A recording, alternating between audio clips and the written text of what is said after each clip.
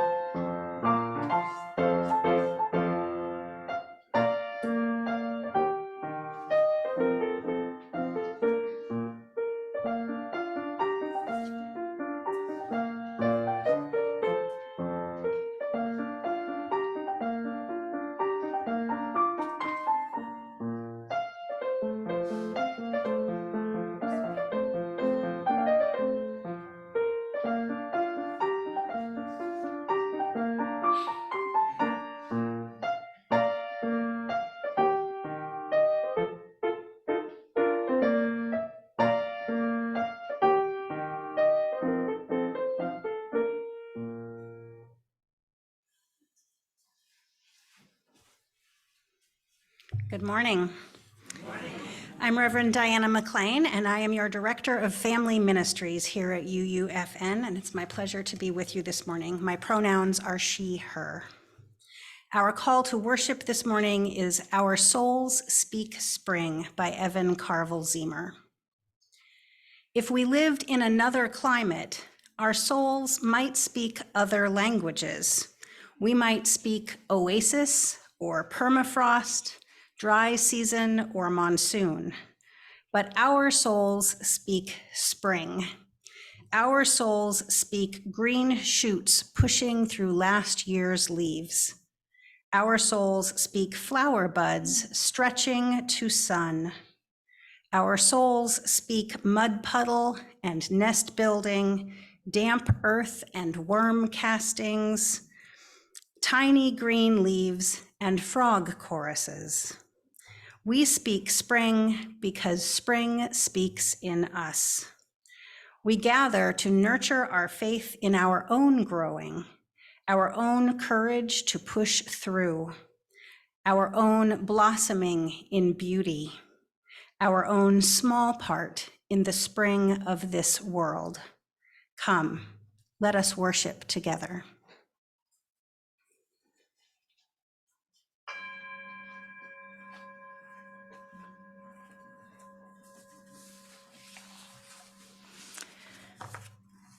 The flaming chalice is the symbol of Unitarian Universalism, a beacon of light and warmth. Each Sunday when we gather, we bring this symbol to life together. Please join me in speaking the words on the screen as we light the chalice, the symbol of our faith. Let us open our eyes to see what is beautiful. Let us open our minds to learn what is true. Let us open our hearts to love one another. Please rise in body or spirit for our opening hymn, Chant for the Seasons, number 73 in the gray hymnal. We will be singing the spring verse only, and we'll sing it twice through.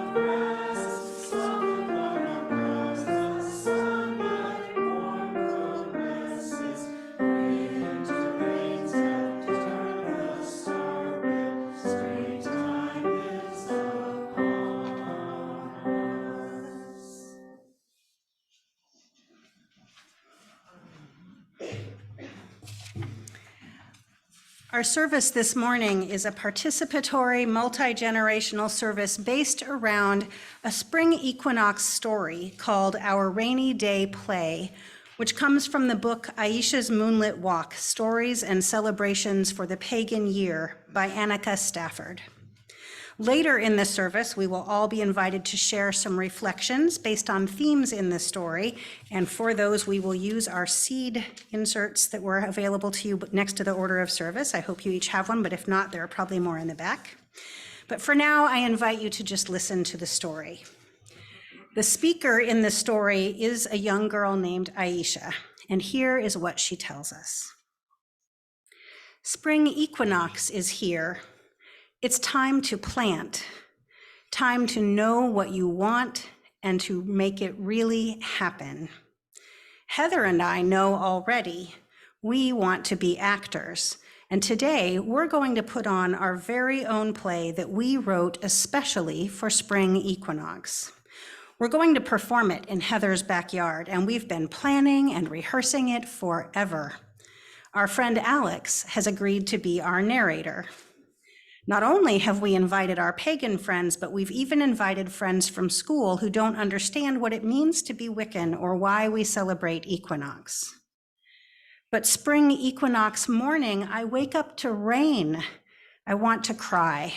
Heather's moms helped us build a little platform stage in their backyard all last week. It was so sunny then that we never even thought about rain. What are we going to do now? I ask my mom.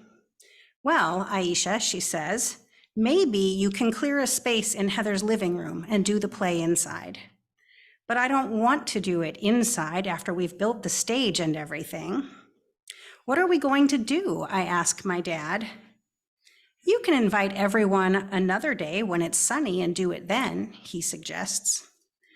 But we've invited them and practiced and got it ready for today, for the spring equinox, I tell him. We've got seeds sprouting in tiny newspaper pots on nearly every windowsill. When they are ready, we'll plant them outside where the spring rains will help them grow. This is the season for rain. Why didn't we think it could rain on the day of our play? Heather phones. She says her moms suggested the exact same things my mom and dad did. It's so freaky when our parents do that. She didn't like their ideas any more than I did. But I have another idea, she says, and it's perfect for the equinox. We have a great play, right? Yeah, I say. But it's raining, she says. I know, I say, groaning. Well, says Heather, isn't that perfect for equinox? Good things and bad things are in balance. You know what we should do? What, I ask, tell everyone to bring umbrellas and do it anyway? That's exactly what I was going to say, Heather shrieks. You've got to be creative for equinox, otherwise how would anything work? Do you think our friends are silly enough to watch a play in the rain? We call everyone and we ask them to bring umbrellas. To our surprise, they all show up. They stand in their raincoats, waiting with their umbrellas, yelling, "Happy spring," and saying, "It's so good to see you." Even our 3 school friends come. You've got to be creative for equinox, we tell them. They giggle, wriggling close under their umbrellas in the wet. Heather and I squish around the yard, getting ready. What are we going to do about our costumes, I ask, and our props? They'll get drenched. Heather runs over to me with plastic bags. How about these, she asks. We stuff our costumes into the plastic bags behind the stage. Everyone is watching and waiting. What if we slip and fall, Heather asks, all dripping and bedraggled just as we're about to go on stage. I grab her hands and squeeze them tight. Let's imagine roots going from our feet into the ground, making us all sturdy, even in the rain.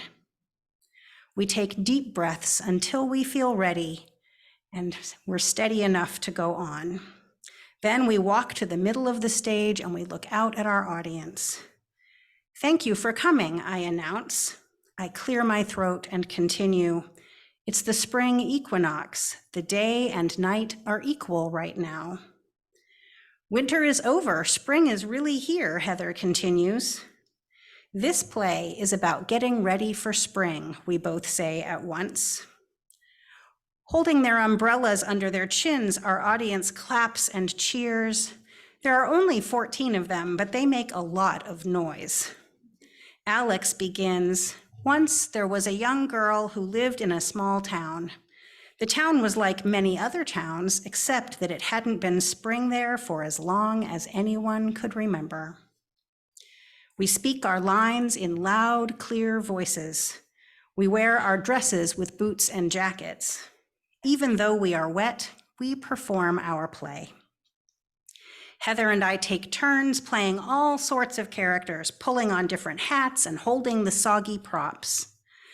At one point, when Heather is sitting on the stage, she accidentally kicks up some mud, and it splats on the ground near the audience. We try not to laugh. It's a wet play, a soggy play, but we really make it happen. We really do. As the play ends, we all take hands as Alex recites. The people were finally able to welcome in the spring, and as they did, it began to rain. A lovely, loud, luxurious spring rain wet their faces in the night. They were so happy, everyone sang. We are getting the giggles again, and this time we can't hold our laughter in. I hadn't even remembered that the play ended that way. We stop being our characters and go back to being just Heather and Aisha, completely drenched and dripping in the lovely, loud, luxurious spring rain. Soon the whole audience is laughing along with us. We all raise our hands in the air and begin to sing and dance in a circle. We laugh as mud splashes up from our boots. No one cares about the mess. This morning, I didn't see how the Equinox play could work in the rain, but now I just dance in my big old gum boots, squish-squashing through the wet, wonderful earth. Everyone gives us hugs afterwards and agrees that the play is a huge success. Even our school friends say that they think celebrating Equinox is a lot of fun. Then everyone goes inside to eat snacks and get draped in dry blankets. Heather and I will go too, but first we collect some rainwater in 2 little jars to keep on our altars in memory of our rainy spring equinox play. And now I invite you to enter into our time of centering.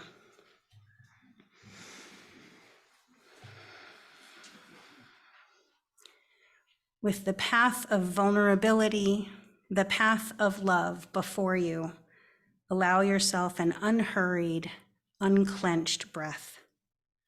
Soften your gaze or close your eyes if that's comfortable for you. Relax your shoulders and find ease in this moment. In the presence of this greater love, we use our chalice flame to light our candles of community.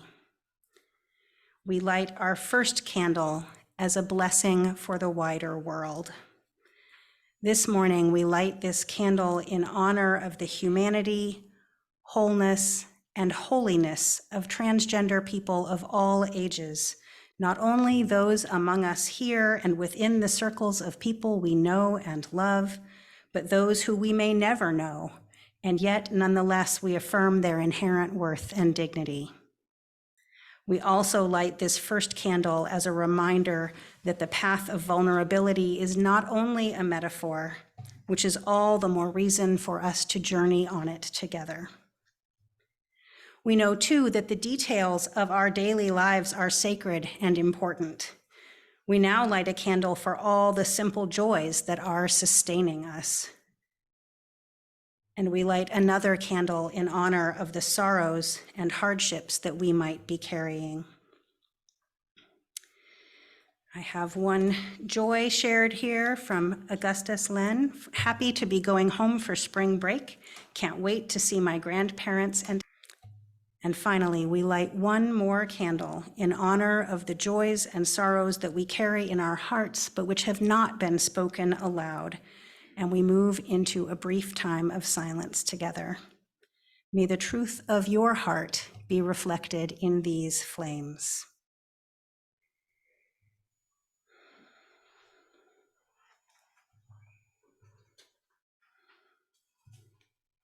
And from that place of silence, please join me in a spirit of meditation or prayer. Spirit of life and love, God of many names and beyond any possible human naming, we hold in our hearts all those with sorrows and fears burdening them today, whether from discrimination and oppression, from our own illness or that of a loved one, or for any other reason. May all those suffering feel the embrace of our love and of a larger love that holds us all. We also share in the joy of those who are celebrating something today, a recovery, a milestone, a new job, a new beginning of any kind, or anything else that brings us gladness. May all those rejoicing know that we rejoice with them and that they also are held in that larger love, as are we all. Amen, and blessed be.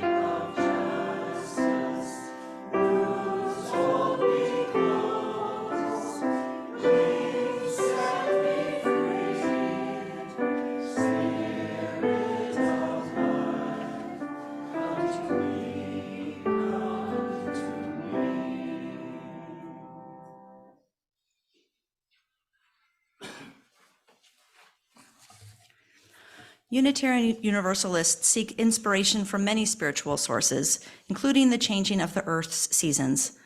In December, we celebrated the winter solstice, the time of greatest darkness.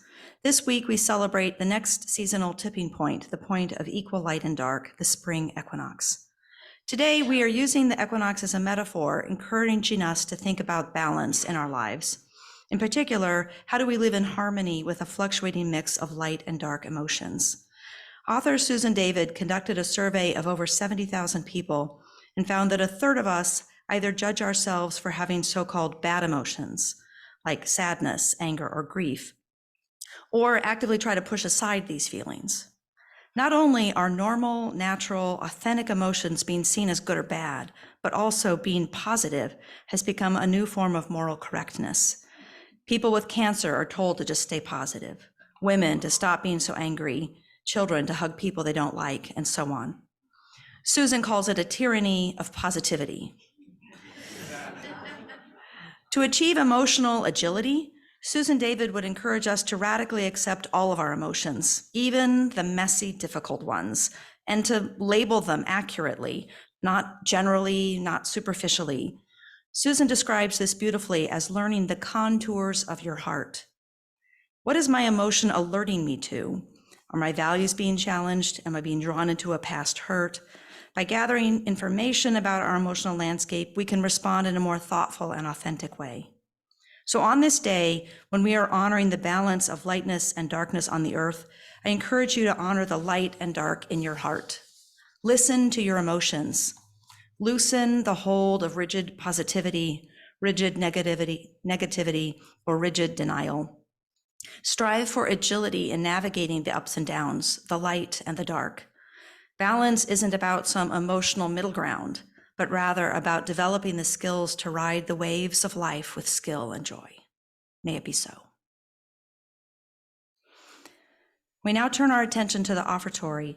Our offertory is one way we make our care for the world tangible. Instead of turning away from hardship, we do what we can to care for others. Our Share the Plate donations this month go to our neighbors in Northfield and Faribault who struggle with food insecurity, who live with the challenges of addiction and mental health crises, those experiencing homelessness, and more. Our Share the Plate recipient is Community Action Center. You may donate by cash or check made out to UUFN with offering basket in the memo line or online from our new website, which is beautiful. The link for giving is on the very top row, or you can scroll down to the bottom of the homepage. You are invited to give generously and joyfully as you are willing and able. In this spirit, we now gratefully accept the offering.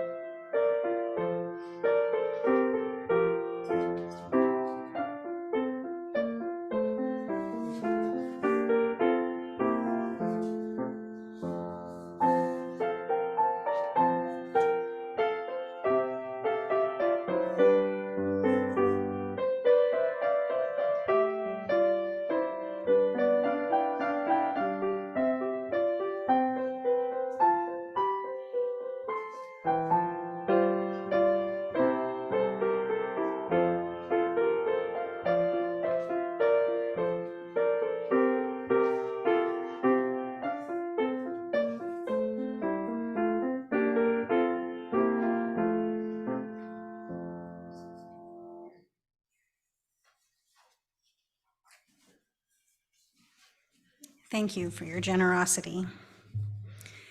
And now is the time I spoke of where we're going to share together some reflections on the story that we heard earlier. We're going to do 3 rounds of reflection, and the first round we're going to do all as a large group together. We have a handheld mic that will be brought to you if you raise your hand that you have something you want to share.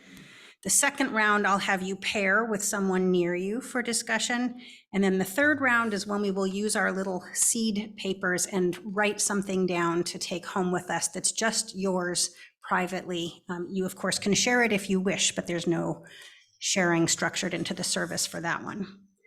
So for this first question, in our story, Aisha and Heather have been working really hard to get that play ready to perform outside. And then on the morning of the play, it's raining. So the question for reflection is, have you ever worked hard for something and then run into an obstacle that you thought was going to ruin everything? And what happened next? And again, if you raise your hand to share, we'll bring you the handheld mic.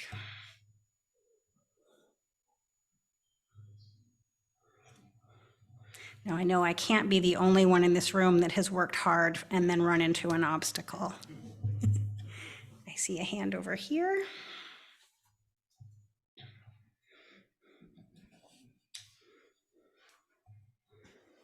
And when you share, if you would begin with saying your name so that we may know you.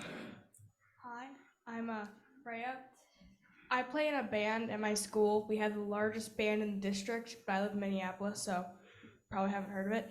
I'm a tuba player, and I am the only tuba player in my entire band, so I am kind of the largest instrument too. It's very hard not to see me when you see us playing. And we had a concert on January 25th.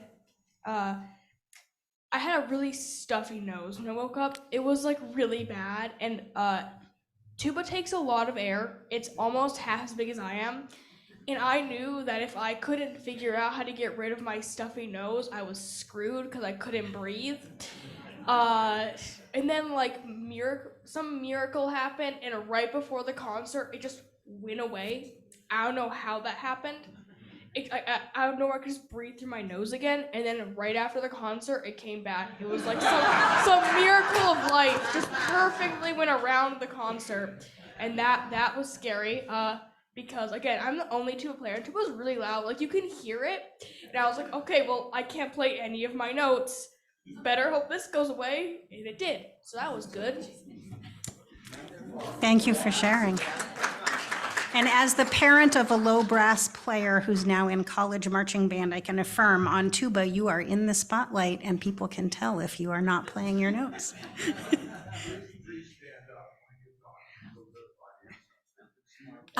Thank you for that reminder. In case you didn't hear him, he asked that if possible, we stand when speaking so that the Zoom participants can also see and hear you. I'm Bev, and Lee and I were married really young. I'm not even going to tell you how young, but it was young.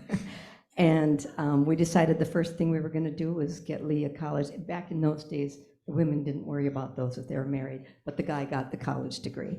Okay, so we decided we had to go to Mankato and get Lee a teaching degree. That's what he wanted to do, and we did. Struggled our way through, could hardly afford a loaf of bread, but we made it. And then after he started teaching, we decided he'd better get his master's degree, because if any of you have teaching in your families, you know that part of pay is really tied to the amount of degree you have. So we struggled through that with 2 small children, third one on the way, and Lee got his master's degree, so it was time for partying, right? So we set the date, we put out all the invitations, and prior to that day, it rained all week.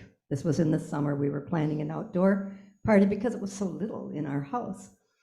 And what do you do, right? You can't change the weather, except the day before I said to Lee's aunt, it's gonna shine tomorrow. I think the sun is gonna, it wasn't predicted to, but I don't know, I guess out of hope I said it. Well, the next day we got up and the sun was shining beautifully, and we had a great party out of doors. Thank you. I see hands both here.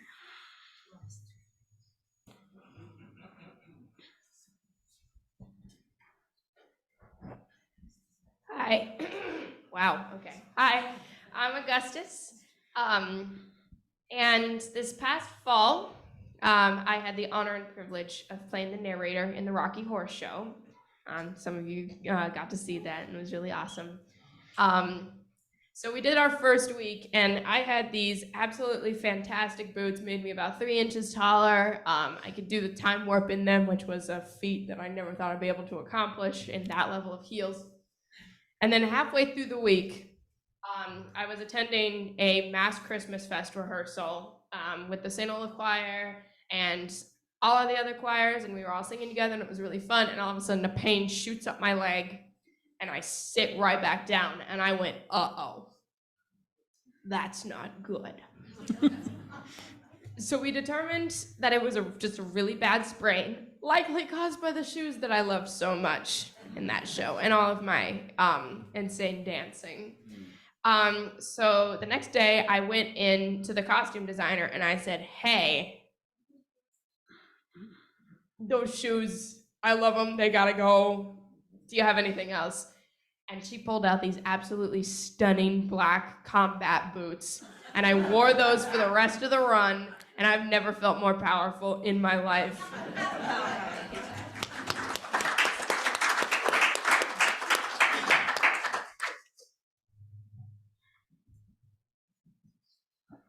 So I have these little video updates I send out to my clients every few weeks, and it goes out to maybe about 150 or so people.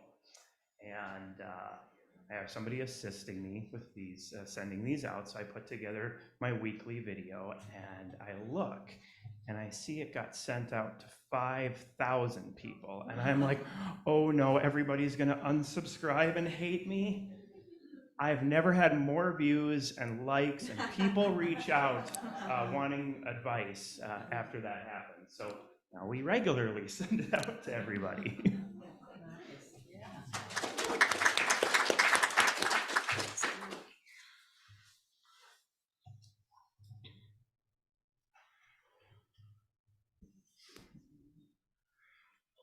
This one takes me back a few years, when I was 30 years old. For 1 year, I was training for the ultra marathon, which is anything over 26 miles. So anyway, I put in actually more miles of running than my dad did on his cars that year, which was about 3,400 miles. Well, anyway, the first ultra marathon was 100K around Lake Mille Lacs. Now that's a large lake if you had ever driven around it. Well, anyway, it went fine, but it was pouring down rain first half of the race. And at 44 miles, I got a real bad cramp in my ankle or my calves, and realized I couldn't finish the race. So my younger brother was my support person, which would drive about 20 minutes ahead of me, and then every time I caught up with him, he gave me refreshments. Well, anyway, I wasn't gonna let that stop me because I only got 44 miles on that race. So the following month, they had a 50-mile race in Fairfield, Iowa. So I decided to run on that one. Well, I was running in it, and just the first 25 miles are really pleasant. You just chatted with the other people you're running with. And then from about 25 to 38, everybody concentrated on what they're doing and kind of spread out. And I was running alongside this other guy, and he said, you know, I could be at home in my recliner watching a football game today. And I thought, well, yeah, that's right. This isn't quite the same. But anyway, 3 miles before the finish line, my one leg just gave out, and I started collapsing. Fortunately, my other leg still was functioning, and I was able to keep from falling down. Well, anyway, like I said, I was only 3 miles from the finish line, and I wondered, gee, I hope I can shake this off. Well, anyway, somehow I did shake that numbness in that leg off, and I was able to finish the race and actually came in third in just 7 hours and 18 minutes. So anyway.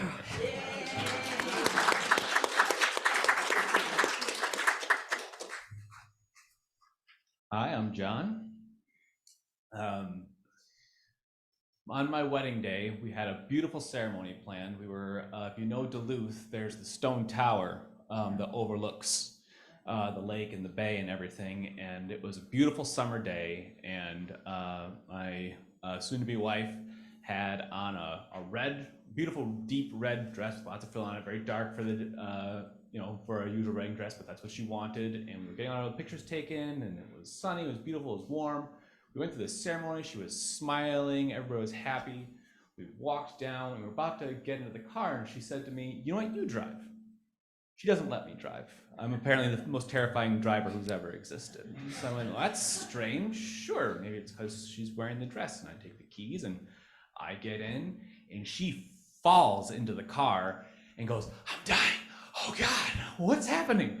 She had gotten heat exhaustion being up there and was completely out of it. I mean, probably close to heat stroke. Luckily, we had 2 nurses in our wedding party. So they, before the dinner, spent their time, putting cold compresses on her and trying to cool her down before she got out there. But we had this whole evening planned where instead of having everybody in one place, you went out into Duluth, and we had a couple different places that you could go to and just kind of go around. You could dance, you could play pool, and we had a great evening and great dinner planned. She couldn't eat any of it. She couldn't do any of it. The dinner was 3/4 of the way done, and we did our procession out and got back to the hotel room and spent that night trying to keep her cooled down and relaxed and everything like that. And then that evening, while we were having our wedding night, while she was just sick on the bed, basically, we get a knock at the door, and I go over, and it's my dad. He says, "Hey, it's Freya. She misses you." Freya's about 4 years old at that time. And I go, "Bring her in." Okay. So she comes in, and I scoop her up, and I put her on the bed with her mom, and I go lay on the fold-out couch, and about an hour later, I hear, "John." I go, "What?" And Sarah, "Where are you?" "I'm on the couch." "Why is Freya here?" "She missed us." "You can't sleep on the couch on our wedding day?" And I say, "Okay." And I go over there, and there's all 3 of us lined up on the bed, and it was just a perfect snapshot of the instant family we'd created there and the time that we'd have together. So it turned out to be more reality than anything else.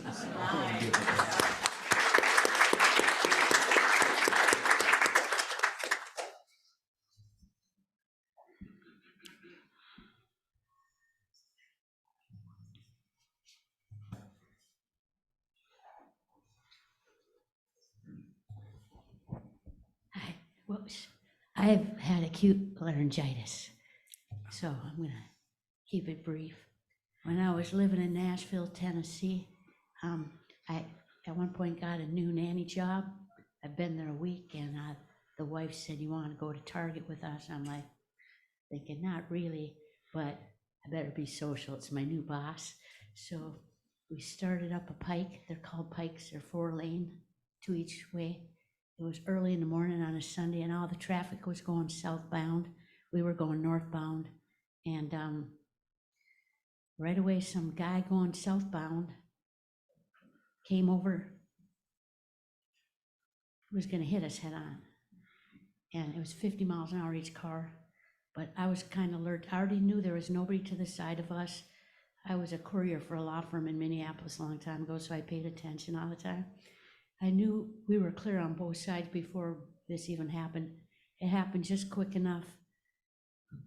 I saw the car, I said, "Peggy, we're dead," really fast. We were all out. And the next thing I knew, I smelled smoke, everybody else was laying there. I woke up, and everybody in our car lived. Wow.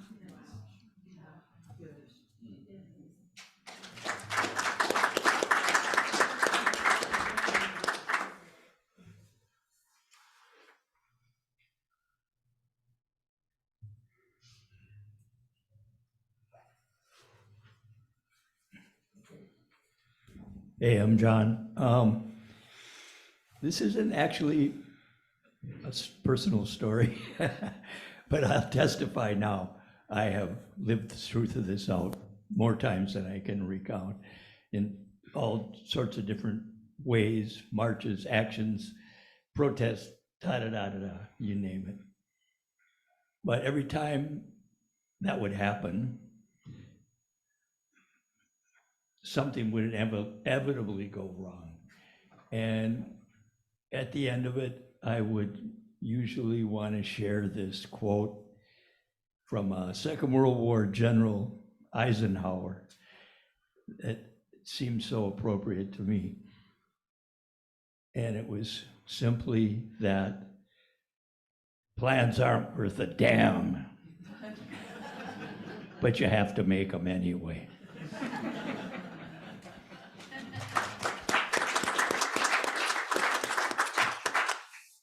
That reminds me, this isn't my personal theology, but I grew up with a friend whose mother would always say, "We plan and God laughs," right? Just a different twist on the same thing. This conversation just reminds me of a little saying, a plan is an obstacle to ignore.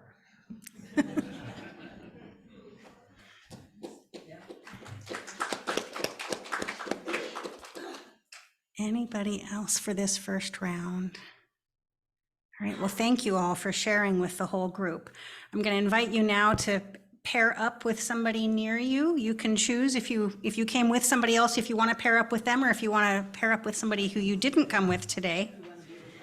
I'll give you a second to get in your pairs before I read the question.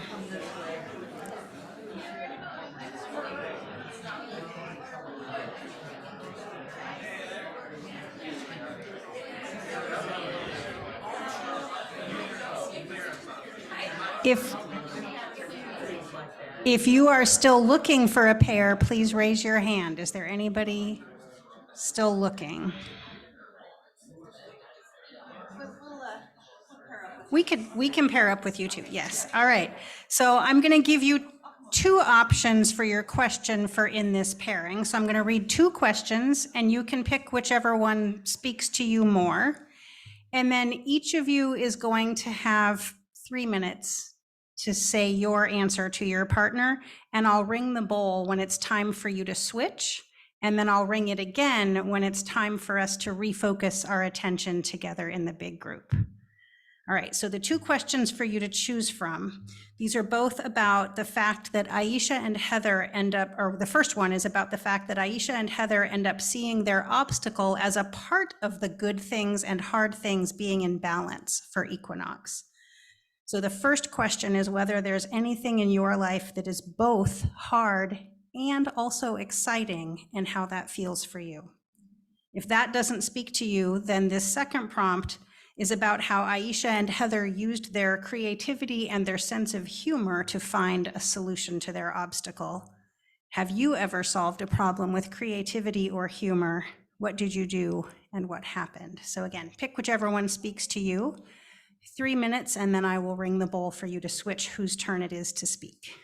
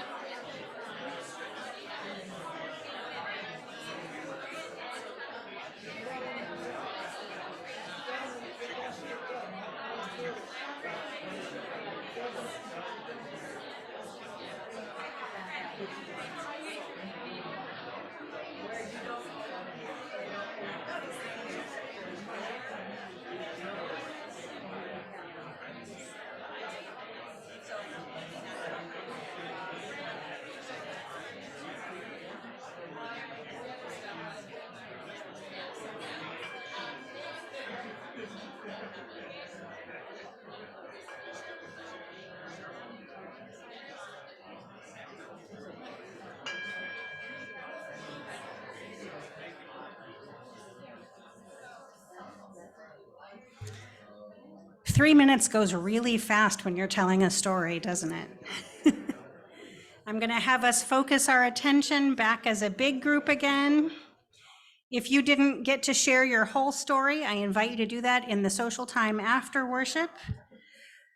And I'm going to shift us to using our little seed papers. If anybody didn't get one, I think the extras are probably on the back table. Or if you need a pen, there are also pens back there. And so this question starts with a reminder that at the very beginning of the story, Aisha said, it's time to plant. It's time to know what you want and work to make it happen. She identified that she and her best friend Heather knew they wanted to be actors, and so they decided to put on a play and be actors. And so what I invite you to think about, and we'll take a few minutes now, but if you don't have the right answer yet, you can take the seed paper home and do this at home. And again, these are just for you. You don't have to share them with anybody, so you can be as candid on here as you want. But I invite you to think about, is there something in your life that you already know you want, but it's not part of your life yet? And if so, what can you do to plant that goal in your life, to make it start to be real? And I invite you to write what you want to plant inside your seed outline. And then in the space outside the seed outline, or even on the back, if you need extra space, you can write what you can do to make that planting happen in your own life. So again, what you want to plant in the seed, and then how you can plant it in your life around the outside. And I'm going to give us, again, about 3 minutes for this. But if you don't finish, you can take it home and keep writing there. If you're like me and you're a journaler, you might want to go home and do a whole lot more writing than would fit on this little square of paper. So I'll just give you a few minutes now.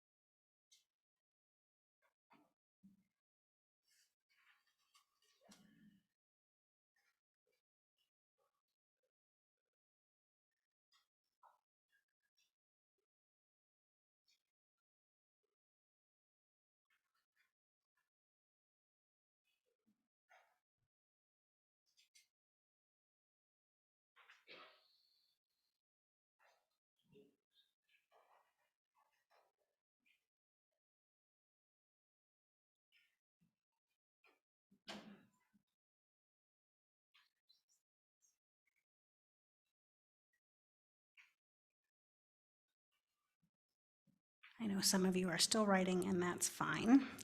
I invite you to take these home and put them somewhere that you're going to see them often. So maybe on your refrigerator or your bathroom mirror, or use it as a bookmark in the book you're reading every night, or tuck it in a notebook that you use often.